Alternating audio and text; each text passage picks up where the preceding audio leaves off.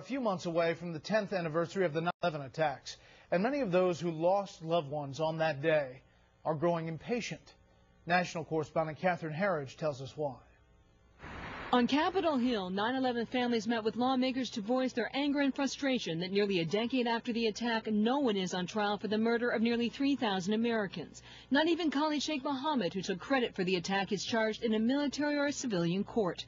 After one congressional meeting, the families had a chance encounter with Attorney General Eric Holder. He tried to tell us that it was a roll of the dice to go to military commissions and that the trial was the right way to go.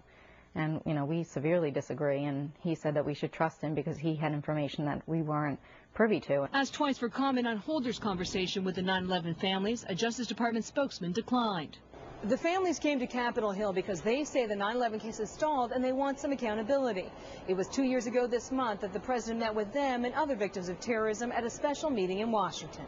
One of the first he told us was that we were the conscience of the country and that he wanted to give us swift and certain justice. That same phrase, swift and certain justice, was used by the White House in its own press release after the meeting.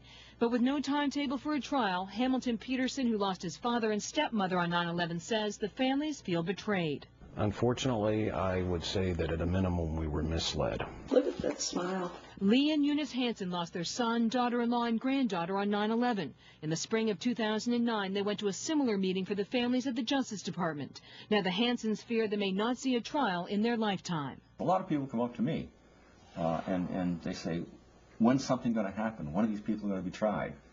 And I just have to sit there and say, I really don't know. I don't know how many years I've got left. I would like to see some justice before I pass on. Guantanamo Bay is not shut either, and the administration says Congress is partly to blame because it's now blocking the funding. A major human rights group agrees. Congress has imposed these restrictions irresponsibly on the administration. The Guantanamo detainees need to be tried in federal court. Fox asked the White House 3 times for comment on the delay, but a spokesman declined. In Washington, Catherine Herridge, Fox News.